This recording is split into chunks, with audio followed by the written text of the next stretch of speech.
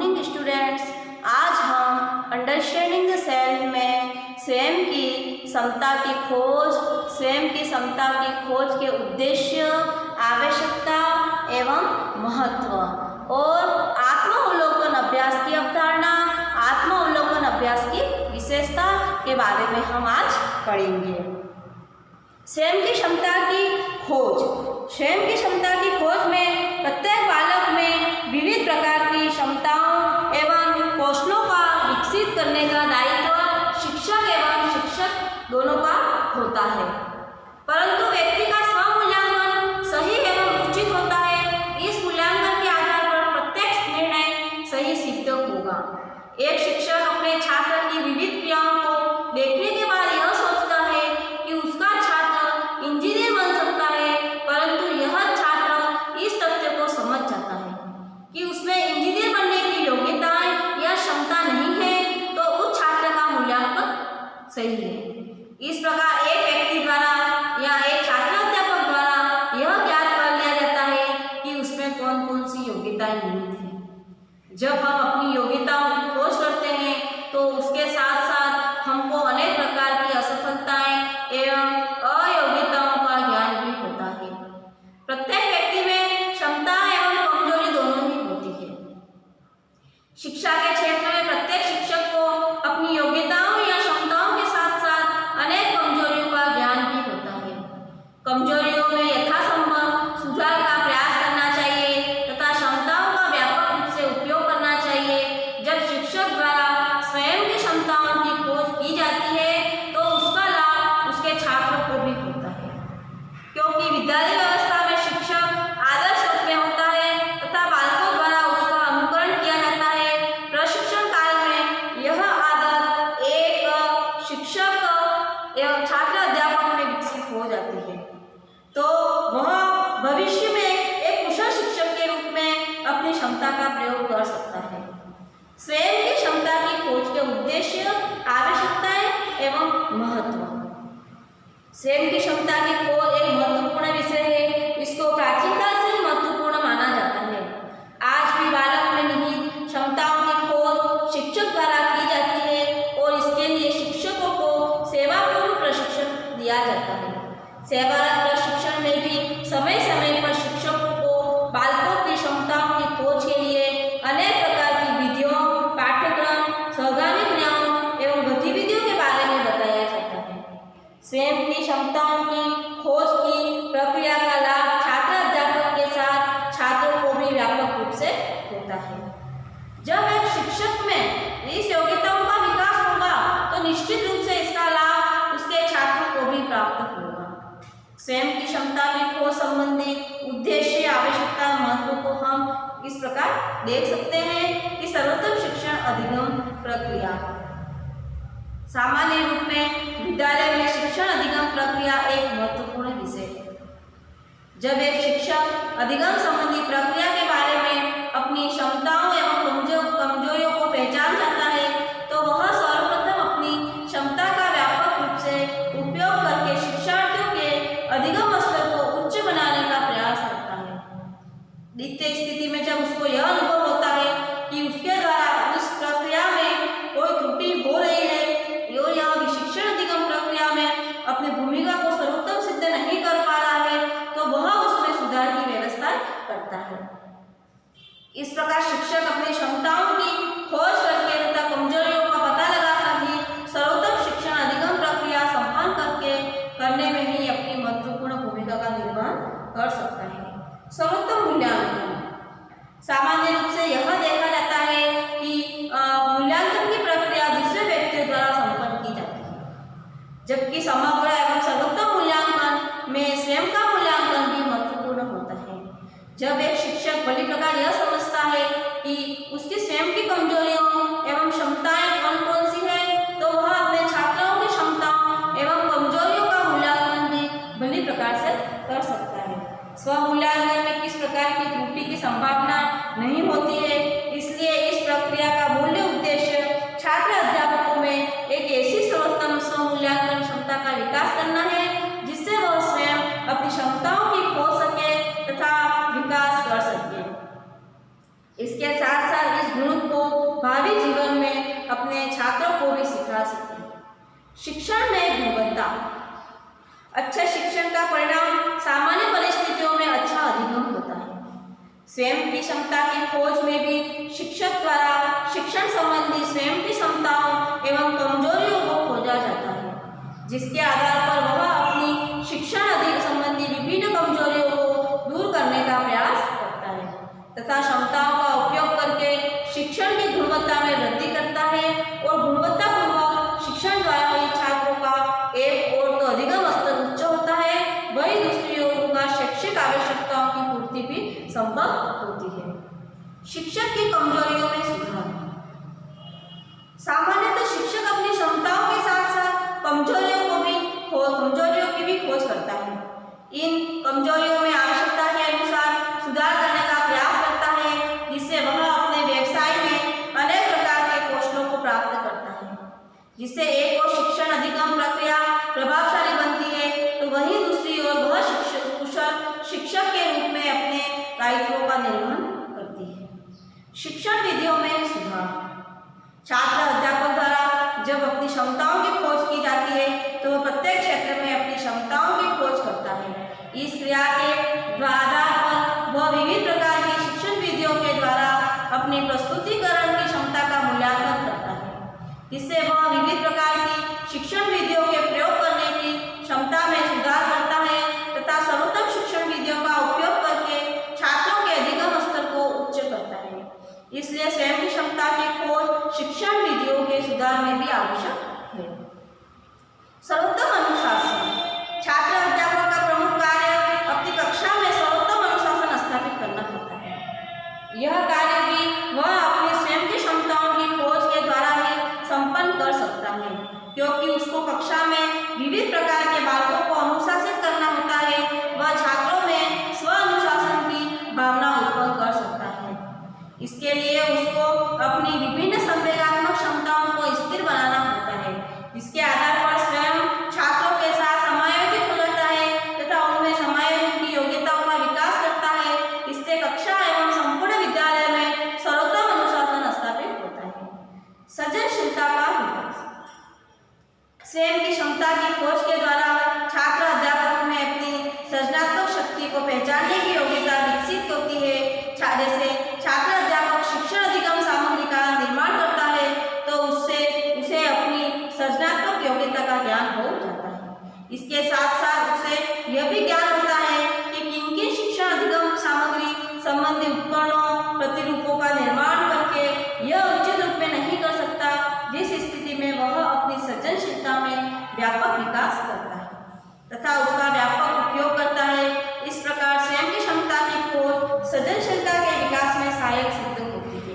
छात्रों का सर्वांगीण विकास। जब छात्र अध्यापकों द्वारा स्वयं की क्षमताओं की खोज की जाती है तो उसका उपयोग वह अपने भावी जीवन में छात्रों के सर्वांगीण विकास के लिए करता है तथा छात्रों द्वारा उन क्षमताओं का उपयोग करके सर्वांगीण विकास के मार्ग पर चला जाता है।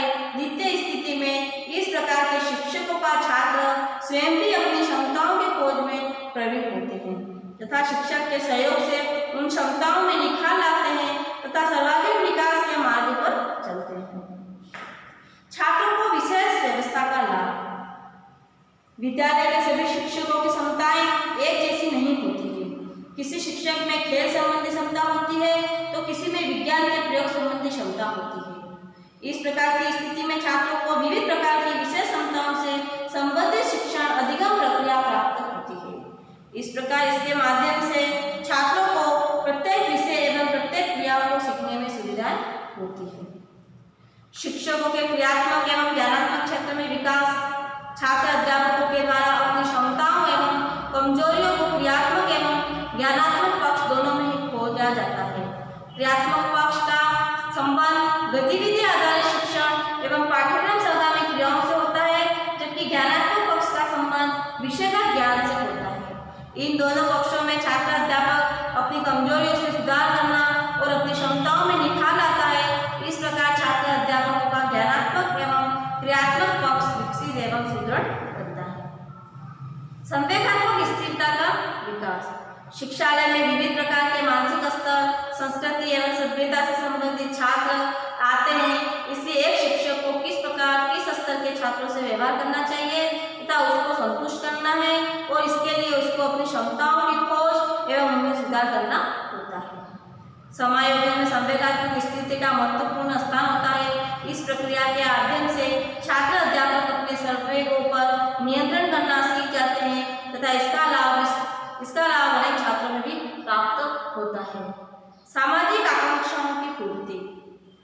समाज को शिक्षक एवं शिक्षालय दोनों से ही अपेक्षा होती है। जब एक शिक्षक समाज की आकांक्षाओं की पूर्ति करना चाहता है तो उसको छात्रों के विकास के लिए अपनी क्षमताओं की खोज करना आवश्यक हो जाता है। इस क्रम में वह समाज की आकांक्षाओं पर खरा उतरने के लिए एक ओर अपनी क्षमताओं को विकसित करता है तथा दूसरी ओर अपने कार्यों में सुधार भी करता है, जिससे वह अपने छात्रों का विकास समाज एवं उनके अभिभावकों के अनुरूप करने में सफल हो जाता है। इस प्रकार स्वयं की क्षमताओं की खोज सामाजिक आकांक्षाओं की पूर्ति करने के लिए आवश्यक है। जीवन उपयोगी कौशलों का विकास।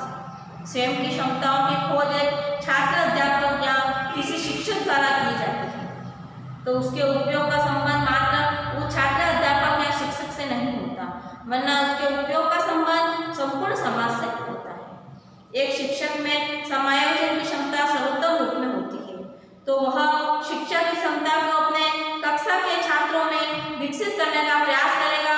इस प्रकार यह क्षमता संपूर्ण समाज के लिए उपयोगी सिद्ध होगी। इस प्रकार अनेक जीवन उपयोगी कौशलों का विकास स्वयं की क्षमताओं की खोज में संभव होता है। त्रुटियों का अभाव। स्वयं की क्षमताओं की खोज का प्रमुख उद्देश्य मानव जीवन में त्रुटियों का अभाव रखना होता है। सामान्यतः जब एक शिक्षक अपनी क्षमताओं के साथ साथ अपनी कमजोरियों को पहचान जाता है तो वह अपनी कमजोरियों का दुष्प्रभाव छात्रों पर नहीं पड़ने देता और उनमें सुधार का प्रयास करता है। इसके लिए वह साथियों की सहायता भी लेता है और जब शिक्षक समुदाय में त्रुटियों का अभाव होगा तो सामान्य रूप से शिक्षार्थियों में भी त्रुटियों का अभाव होगा। स्वयं की क्षमता की खोज संबंधी क्षेत्र। स्वयं की क्षमता की खोज संबंधी क्षेत्र का स्वरूप व्यापक है। मानव जीवन में अनेक प्रकार की क्षमताओं का उपयोग एवं विकास संभव होता है। प्रत्येक व्यक्ति विविध प्रकार की क्षमताओं से संपन्न होता है।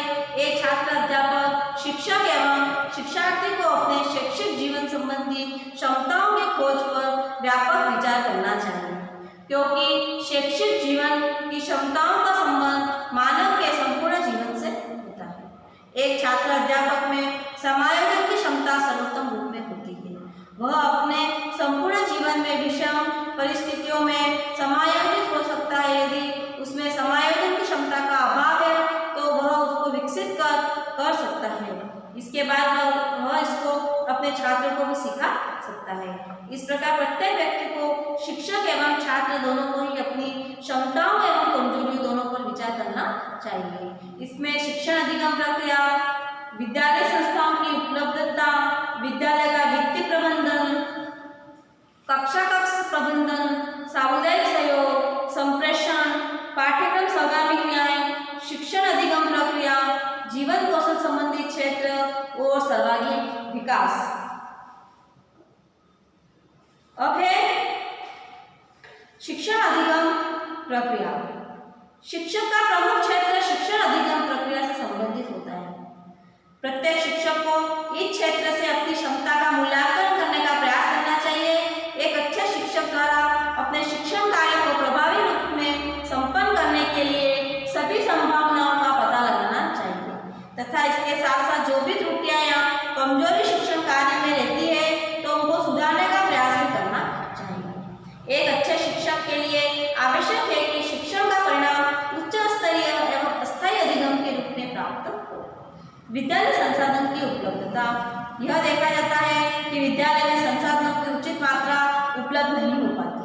कुछ विद्यालय में भवन का अभाव होता है तो कुछ विद्यालय में पर्याप्त शिक्षकों का अभाव होता है। इस प्रकार की स्थितियों से निपटने के लिए शिक्षक को अपनी क्षमताओं की खोज करनी चाहिए तथा क्षमताओं में निखार लाना चाहिए, जिससे शिक्षक का अपने कार्य को संसाधनों के अभाव में भी उचित रूप से संपन्न कर सकता है। विद्यालय का वित्तीय प्रबंधन। भारतीय प्राथमिक एवं उच्च प्राथमिक विद्यालयों में धन का अभाव सदैव रहता है। इसलिए एक कुशल शिक्षक विद्यालय के वित्तीय प्रबंधन के लिए अपने आप में निहित क्षमताओं की खोज करनी चाहिए। खोज की इस प्रक्रिया में शिक्षक द्वारा सामुदायिक आर्थिक सहयोग एवं समुदाय के धनवान व्यक्तियों से आर्थिक सहयोग प्राप्त करने की विविध विधियों की खोज करनी चाहिए। इसके साथ साथ उपलब्धता का सर्वोत्तम उपयोग करने का प्रयास करना चाहिए। यदि छात्र अध्यापक इन क्रियाकलापों में असफल रहता है तो उसे अपनी कार्यशैली एवं व्यवहारगत दोषों को दूर करने का प्रयास करना चाहिए। कक्षा कक्ष प्रबंधन। प्रत्येक कक्षा में भिन्न भिन्न मानसिक स्तर के छात्रों द्वारा अध्ययन किया जाता है। कक्षा कक्ष प्रबंधन के अनुसार प्रत्येक छात्र की शैक्षिक आवश्यकता की पूर्ति तथा प्रत्येक छात्र के सर्वांगीण विकास की व्यवस्था एक कुशल शिक्षक का दायित्व होता है। इसलिए प्रत्येक छात्र अध्यापक को अपनी क्षमताओं की खोज करनी चाहिए कि वह किस प्रकार प्रत्येक छात्र को कक्षा कक्ष में संतुष्ट कर सकता है। यदि वह ऐसा नहीं कर पाता है तो उसको अपनी कमजोरियों को खोजना चाहिए, जिसके कारण वह सभी छात्रों की शैक्षिक आवश्यकताओं की पूर्ति नहीं कर पा रहा है। कक्षा कक्ष प्रबंधन के क्षेत्र में सफलता प्राप्त कर सकता है तथा सभी स्तर के छात्रों की शैक्षिक आवश्यकताओं की पूर्ति कर सकता है। सामुदायिक सहयोग। सामुदायिक सहयोग की व्यवस्था करना भी एक कुशल शिक्षक का दायित्व होता है, क्योंकि विद्यालय द्वारा समाज की आकांक्षाओं की पूर्ति की जाती है। सामान्यतः विद्यालय व्यवस्था इतनी सुदृढ़ नहीं होती कि वह समस्त आकांक्षाओं की पूर्ति कर सके। इसलिए प्रत्येक छात्र अध्यापक द्वारा अपनी इन क्षमताओं की खोज करनी चाहिए, जिनके माध्यम से वह सामुदायिक सहयोग प्राप्त कर सके, विद्यालय व्यवस्था को पूर्ण रूप से संचालित कर सके। इसके लिए उसको सामुदायिक संबंधों को स्थापित करके की क्षमताओं का विकास करना चाहिए। संप्रेषण। सामान्यतः संप्रेषण कक्षा कक्ष में महत्वपूर्ण स्थान रखता है। संप्रेषण की प्रभावशीलता ही शिक्षण अधिगम प्रक्रिया को प्रभावशाली बनाता है। एक शिक्षक को यह विचार करना चाहिए कि वह किस प्रकार अपने छात्रों की शैक्षिक समस्याओं को समझ सकता है तथा उनका समाधान प्रस्तुत कर सकता है। इसके लिए उसको छात्रों से समीपता स्थापित करनी चाहिए, जिससे छात्र अपनी समस्याओं को शिक्षक के समक्ष प्रस्तुत कर सके तथा शिक्षक में अपना विश्वास व्यक्त कर सके। और संप्रेषण की प्रभावशाली प्रक्रिया में शिक्षक यदि असफल रहता है तो उसको अपनी कमजोरियों के बारे में विचार करना चाहिए। पाठ्यक्रम सहगामी क्रियाएं। वर्तमान समय में पाठ्यक्रम सहगामी क्रियाओं की आवश्यकता सर्वांगीण विकास के लिए होती है। इसलिए एक शिक्षक को पाठ्यक्रम सहगामी क्रियाओं के संचालन एवं प्रबंधन में अपनी योग्यताओं की खोज करनी चाहिए। यदि एक शिक्षक पाठ्यक्रम सहगामी क्रियाओं की संचालन संबंधी व्यवस्था को उचित रूप में संपन्न करने की व्यवस्था नहीं कर पाता है तो उसको अपनी कमजोरियों पर विचार करना चाहिए। शिक्षण अधिगम सामग्री। वर्तमान समय में शिक्षण अधिगम सामग्री के प्रयोग द्वारा शिक्षण अधिगम प्रक्रिया को रुचिपूर्ण बनाया जाता है। एक शिक्षक को यह जानने का प्रयास करना चाहिए कि वह किस प्रकार से शिक्षण अधिगम सामग्री का प्रयोग करके शिक्षण अधिगम प्रक्रिया को रुचिपूर्ण बना सकता है। इसके लिए उसको शिक्षण अधिगम सामग्री के निर्माण एवं प्रयोग संबंधी क्षमताओं की खोज स्वयं करनी चाहिए। यदि वह शिक्षण अधिगम सामग्री के निर्माण एवं प्रयोग करने में असफल रहता है तो उसको अपनी कमियों के बारे में विचार करना चाहिए।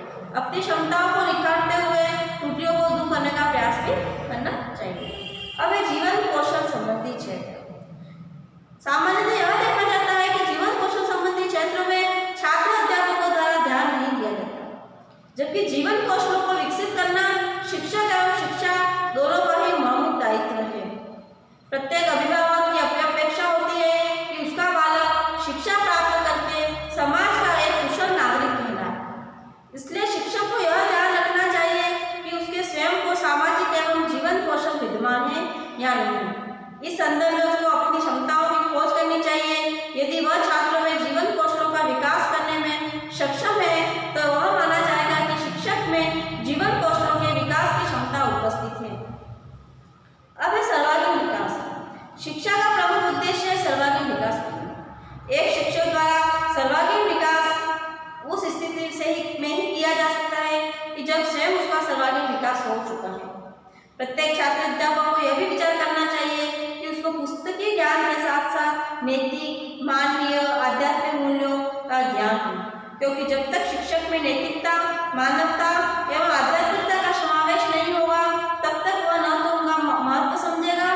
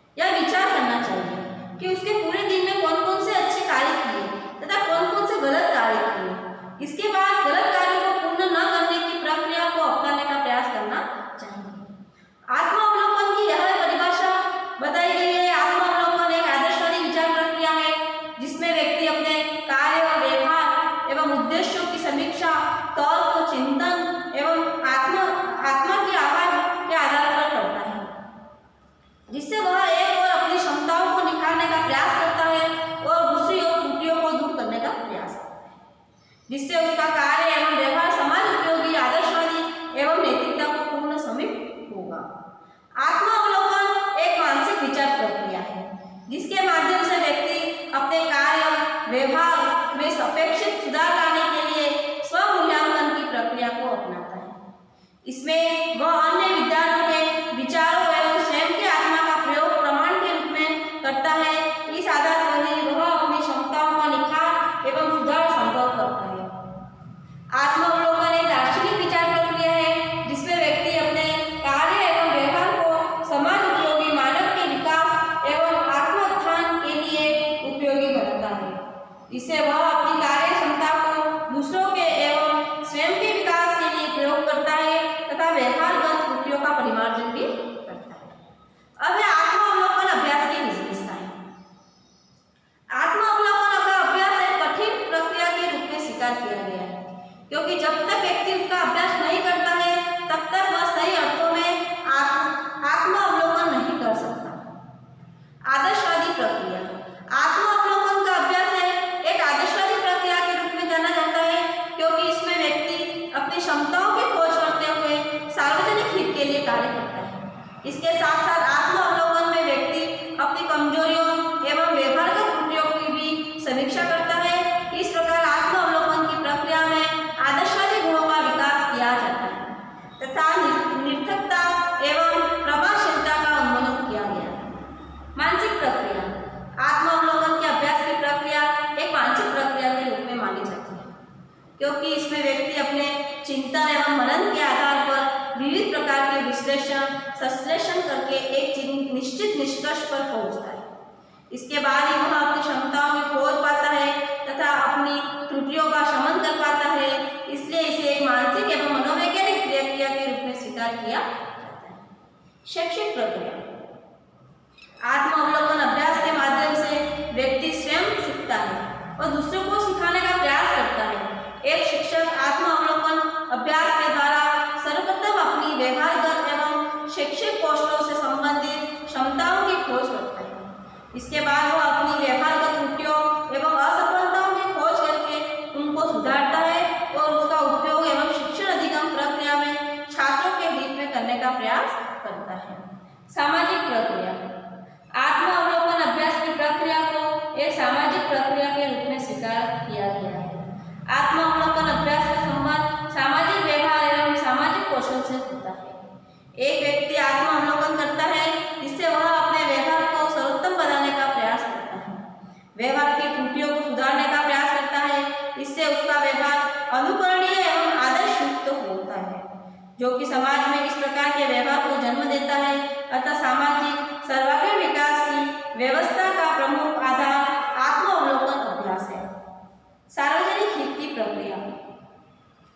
आत्मावलोकन की प्रक्रिया को सार्वजनिक हित की प्रक्रिया के रूप में माना जाता है। प्रत्येक व्यक्ति से यह अपेक्षा की जाती है कि उसको स्वहित के साथ साथ सार्वजनिक हित पर भी विचार करना चाहिए। आत्मावलोकन में व्यक्ति उन सभी स्वनिहित क्षमताओं का उपयोग सार्वजनिक हित के लिए करता है जिनकी खोज स्वहित के लिए करता है। मूल्यांकन प्रक्रिया। आत्मावलोकन की प्रक्रिया को एक मूल्यांकन प्रक्रिया के रूप में भी जाना जाता है जिसमें व्यक्ति अपने कार्य एवं व्यवहारगत दोषों की समीक्षा करता है और वह अपनी क्षमताओं की खोज के साथ साथ उनके निखार की विधियों पर व्यापक विचार करता है तथा अपनी प्रतिभा को समाज हित में प्रयोग करना चाहता है। इसके साथ साथ वह अपनी व्यवहारगत कमियों को दूर करते हुए उनको समाज उपयोगी बनाने का भी प्रयास करता है। दार्शनिक प्रक्रिया। आत्मावलोकन अभ्यास की प्रक्रिया को एक दार्शनिक प्रक्रिया के रूप में स्वीकार किया जाता है। एक व्यक्ति द्वारा अपने मूल्यांकन में विविध प्रकार की दार्शनिक विचारधाराओं का उपयोग किया जाता है। एक शिक्षक द्वारा अपने आत्मावलोकन में आदर्शवाद, प्रकृतिवाद एवं प्रयोजनवादी दर्शन का समन्वित रूप रखा जाता है जिससे स्वयं उसका व्यक्तित्व समग्र रूप में विकसित हो सके तथा वह इसका उपयोग अपने छात्रों के हित में कर सके। व्यावहारिक प्रक्रिया। आत्मावलोकन अभ्यास के माध्यम से एक आदर्शवादी व्यवहार की कल्पना की जाती है क्योंकि आत्मावलोकन में व्यक्ति को यह सिखाया जाता है कि उसको वही व्यवहार करना है जो उसको स्वयं अच्छा लगता है। इसका अर्थ यही होता है कि आदर्शवादी एवं सर्वोत्तम व्यवहारी